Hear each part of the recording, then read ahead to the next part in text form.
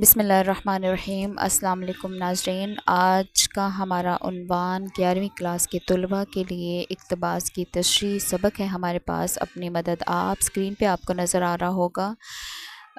اقتباس ہے، یہ ایک نیچر کا قاعدہ ہے کہ جیسی عوام ہو ویسا حکمران اس پہ مسلط کیا جاتا ہے۔ تو حوالہ متن دیا گیا ہے جو کہ 2 نمبر کا ہوتا ہے۔ سبق اپنی مدد آپ، مصنف سر سید احمد خان، یہ 2 نمبر کا ہوتا ہے، لیکن اگر اس کے ساتھ آپ کہاں سے لیا گیا ہے، کون سی کتاب سے لیا گیا ہے، انتخاب از یعنی کہاں سے منتخب کیا گیا ہے، تو مقالات سر سید جلد پنجم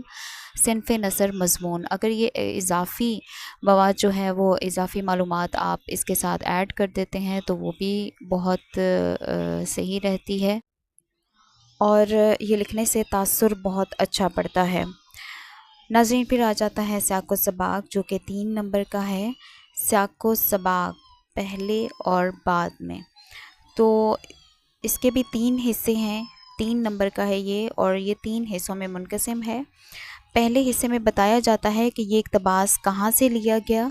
دوسرے حصے میں بتایا جاتا ہے کہ اقتباس سے پہلے کیا بیان کیا گیا ہے، اور تیسرے حصے میں بتایا جاتا ہے کہ اقتباس کے بعد کیا بیان کیا گیا ہے۔ یہاں پہ جو سیاق و سباق ہے وہ ہے، جدید نثر کے امام سر سید احمد خان نے اپنی تحریروں میں سادگی، سنجیدگی، راست بازی اور مقصدیت کو رواج بنایا۔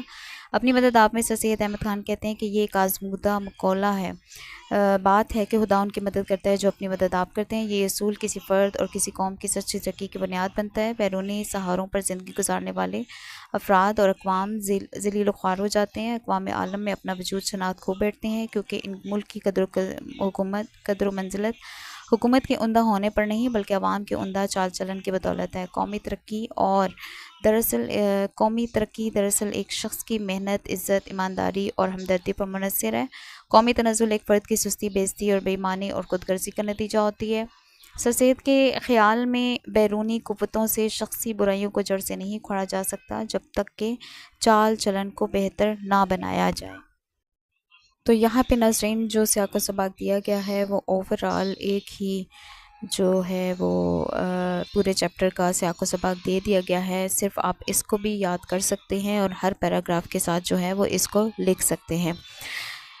آگے نیکسٹ جو سٹیپ ہے وہ ہے تشریح کا، جو کہ 10 نمبر کی ہے، اور تشریح کرتے ہوئے بہت زیادہ احتیاط کی ضرورت ہوتی ہے، کیونکہ 10 نمبر کی یہ تشریح ہوتی ہے، اور اس میں آپ نے جو اقتباس آپ کو دیا گیا ہے اسی اقتباس کے حوالے سے بات کرنی ہوتی ہے، اس سے آگے پیچھے جو ہے وہ آپ نے بات نہیں کرنی ہوتی ہے، اسی اقتباس کو کھول کے وضاحت کے ساتھ جو ہے، تفصیل کے ساتھ جو ہے وہ بیان کرنا ہوتا ہے، تو تبھی آپ کو جو ہے وہ 10 میں سے آپ اچھے نمبر جو ہے وہ لے سکتے ہیں۔ اس کے علاوہ آپ اس سے ریلیٹڈ جو کوٹیشنز ہوتی ہیں، جو اشعار ہوتے ہیں، قول ہوتے ہیں،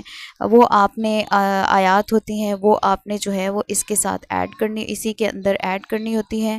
اور شامل کرنی ہوتی ہیں، اور تبھی آپ کی جو تشریح ہے وہ بہت عمدہ جو ہے وہ آتی ہے، اور قاری کو جو ہے وہ متاثر کرتی ہے، یعنی پڑھنے والے کو، ایگزامنر کو وہ متاثر کرتی ہے۔ اسی کے ساتھ آپ نے اپنی پریزنٹیشن کا بھی بہت زیادہ خیال رکھنا ہے۔ پریزنٹیشن آپ کی یعنی پیشکاری آپ کی بہت زیادہ عمدہ ہوگی، خوبصورت ہوگی، تبھی آپ جو ہے وہ آپ کا پیپر جو ہے وہ پرتاثیر ہوگا، اثر رکھے گا۔ یہاں پہ آپ نے اسکرین پہ دیکھا کہ دوسرے نمبر پہ جو ہے وہ آپ کو ایک اور اقتباس کی تشریح جو ہے وہ یہاں پیش کی گئی ہے، تاکہ آپ کی اچھے طریقے سے جو ہے وہ پریکٹس ہو جائے۔ یہاں پہ جو اقتباس ہے وہ شخص در حقیقت غلام نہیں جسے کسی ظالم آقا نے جو ہے وہ غلام رکھا ہو، یا ظالم آقا جو ہے وہ اس کا حاکم ہو، بلکہ اصل غلام وہ ہے جو اپنی ذات کا، اپنی خود غرضی کا، اپنے اندر کی تمام تر برائیوں کا جو ہے وہ غلام ہے۔ تو یہاں پہ بھی آپ نے حوالہ متن دیکھا کہ کس طرح سے لکھا ہوا ہے، اس کے بعد سیاق و سباق بھی آپ نے دیکھا کہ کس طرح سے وہی والا جو پچھلا سیاق و سباق ہے وہ بھی آپ اس کے ساتھ ایڈ کر سکتے ہیں۔ اس کے علاوہ جو ہے یہاں پہ اسی کی تشریح جو ہے وہ دی گئی ہے۔ تشریح کرنے سے پہلے جو ہے وہ آپ نے ضروری ہے یہ کہ جو مصنف ہے اس کا طرز اسلوب، اس کا انداز بیاں، اس کی تمام تر جو خصوصیات ہیں چیدہ چیدہ نکات جو ہیں وہ آپ نے اپنی تشریح میں شامل کرنے ہیں۔ پہلا پیراگراف 3 سے 4 لائنوں پر جو مشتمل ہوگا اس میں آپ نے اس کی کتاب کا ذکر کرنا ہے جس سے یہ اقتباس لیا گیا ہے، اور اس کے بعد پھر آپ نے جو ہے وہ تشریح کی طرح اسی کو ریلیٹ کرتے ہوئے نیکسٹ پیراگراف جتنے بھی آپ نے لکھنے ہیں وہ آپ نے تشریح کے اسی کو ریلیٹ کرتے ہوئے آپ نے لکھنے ہیں۔ آگے آپ نے اسی تشریح میں دیکھا ہوگا کہ اس میں حوالہ جات، کوٹیشنز اور یہ تمام تر چیزیں جو ہیں وہ اس تشریح میں ایڈ کی گئی ہیں۔ اگر آپ اس کو بہت اچھے طریقے سے یاد کر لیتے ہیں تو آپ کی تیاری بہت خوبصورت انداز میں ہو جائے گی